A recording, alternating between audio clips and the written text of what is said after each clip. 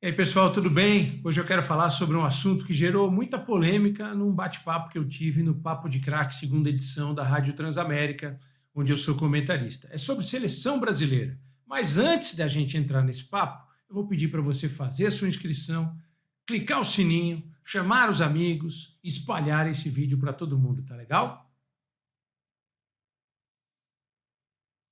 Bora para o bate-papo agora. O que eu disse no Papo de Craque, eu repito aqui para vocês. Eu acho que não dá mais para continuar com esse papo de técnico exclusivo para a seleção brasileira. Eu entendo que um treinador escolhido para a seleção, principalmente se for um treinador brasileiro, embora não tenha nada contra o treinador estrangeiro, vamos acreditar e vamos confiar que a gente possa seguir trabalhando apenas com treinadores brasileiros na seleção brasileira. Mas o que eu falo é o seguinte: eu acho que ser treinador exclusivo de seleção tira um pouquinho do feeling, tira um pouquinho da pegada do treinador. Não sei se vocês vão concordar com essa tese. Tem um termo muito usado na preparação física chamado destreino.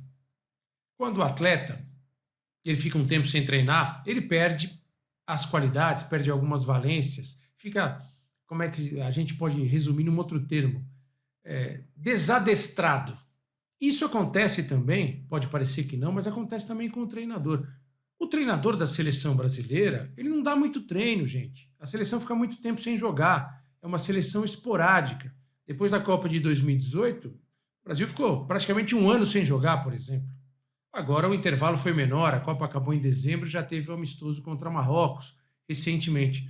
Mas o que acontece? O treinador, na verdade, da seleção brasileira, ele não treina, ele não dá treino, é muito pouco.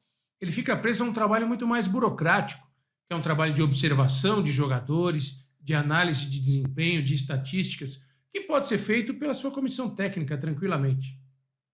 Eu vejo muita diferença no treinador que está vendo um jogo da arquibancada e vai participar de uma conversa depois com o seu colega daquele clube. Perguntar se o jogador A está indo bem, quais são as principais características daquele jogador B. Eu vejo muita diferença em receber um relatório de uma análise séria e competente de desempenhos sobre um atleta e treinar esse atleta e sentir o desempenho desse atleta, até quando esse atleta é seu adversário. Por isso que eu entendo que não é prejuízo para a seleção brasileira e também não pode ser prejuízo para o clube, se for bem coordenado, se for bem combinado, que o treinador continue trabalhando no clube dele e assuma a seleção brasileira eventualmente, esporadicamente, porque as seleções jogam muito pouco. Infelizmente, aqui no Brasil, a gente tem agora a interrupção dos torneios na data FIFA, permitindo que o treinador possa se dedicar à seleção brasileira por um período. Eu até levantei algumas histórias que eu vou trazer aqui para vocês, porque num papo no Instagram com um seguidor aí, ele disse que eu estava propondo um retrocesso com isso. Ou será que é um retrocesso só porque isso acontecia nos anos 60, nos anos 70, nos anos 80 aqui no Brasil? Aí eu fiz uma pesquisa muito rápida. Para você ter uma ideia, Sir Alex Ferguson, no começo da carreira, treinava o Aberdeen, da Escócia, e assumiu a seleção escocesa. Isso ali, meados dos anos 80. O Gus Hiddink, excelente treinador holandês, ele foi treinador da seleção da Austrália e trabalhou como técnico do PSV na Holanda. Veja bem, Holanda, lá em cima da Europa, e Austrália, lá embaixo, a ilha continente. O Gus Hiddink fez a mesma coisa quando ele assumiu a seleção da Rússia e era treinador do Chelsea por um período. Isso funcionou muito bem. Tem casos mais recentes, por exemplo. Tem um treinador inglês chamado Stuart Pearce, que ele assumiu a seleção sub-21 da Inglaterra quando era treinador do Manchester City. Isso funcionou e funcionou bem por um tempo. Para trazer uma outra história mais recente para vocês aqui, embora não tenha se concretizado essa situação. O Simeone, quando foi sondado pela Associação de Futebol da Argentina, pela AFA, ele levantou a possibilidade e disse que era aceitável por parte do Atlético de Madrid, acho que era o Atlético de Madrid na época que ele estava treinando, e o Simeone levantou essa possibilidade. Eu vou continuar no Atlético e assumir a seleção argentina simultaneamente. Quando for para treinar a seleção da Argentina, eu vou lá treinar a seleção da Argentina. Quando a seleção da Argentina não estiver sendo convocada, eu volto para o meu trabalho para o Atlético de Madrid. Por que eu acho que isso é interessante e pode funcionar? O treinador não vai ficar destreinado. E isso acontece. O cara perde aquele feeling. A vida do treinador é o dia a dia, é o gramado, é o campo, é perceber a melhora do seu time, é orientar, é conversar com o jogador. Treinador, dá um exemplo, dirigindo qualquer time da Série A do Campeonato Brasileiro, para convocar jogadores que atuam no Brasil, ele não vai pensar só nos jogadores dele. Ele está enfrentando os atletas das outras equipes. Ele pode ter esse contato, ele pode perceber ali à beira do gramado o rendimento de um adversário, no que isso pode contribuir para a seleção. Claro que a gente vai deixar de lado um monte de bobagem que se fala no Brasil das teorias conspiratórias. Porque vai chamar a panela dele, vai chamar só os jogadores do time que ele treina. Não, gente, é preciso acreditar na seriedade, é preciso acreditar no profissionalismo. Eu acho que a maioria dos treinadores de futebol no Brasil, eles têm essa seriedade e esse profissionalismo.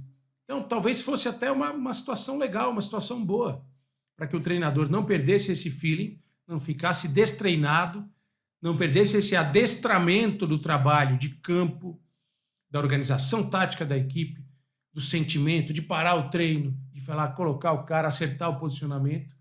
Isso ele vai para a seleção, ele está no pique, ele está nesse mesmo ritmo de trabalho. Porque treinar a seleção atualmente no Brasil é você trabalhar de vez em quando, como treinador efetivamente. Você passa a ser um gestor de um grupo. Porque eu preciso ver os jogos. Uma coisa é ver o jogo no vídeo, comentar o jogo no vídeo. Outra coisa é trabalhar no jogo. São situações muito diferentes, né? Por isso que eu acho um absurdo um cara que trabalha como comentarista, jornalista, por exemplo, que nunca foi treinador de futebol, que nunca estudou para ser treinador de futebol, que não tem essa experiência de dar o treino, ele cogitar que ele possa ser treinador de futebol. Uma coisa é analisar de forma competente, séria, com ferramentas, com estudo. Outra é dar o treinamento. É uma preparação completamente diferente.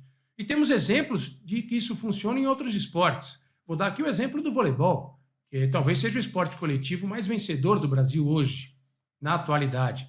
Esse momento que a gente tem do futebol, o futebol ficou para trás em termos de conquistas recentes, embora seja ainda o único pentacampeão mundial, o futebol brasileiro. Mas no voleibol isso funciona perfeitamente. Com o Bernardinho funcionou durante muitos anos, com o Zé Roberto funciona e funcionou durante muitos anos, está funcionando com o Renan. O cara acabou o período da seleção, ele volta para o clube dele, continua treinando. Isso facilita o trabalho dele de observação, não só dos atletas que ele treina no clube no dia a dia, mas dos que ele enfrenta. Ele consegue captar melhor as reações desse atleta, o comportamento desse atleta em campo, como ele reage às situações do jogo, a propostas táticas e técnicas, diferenciadas. Então, eu penso que é um assunto para um bom debate e não pode ser impeditivo.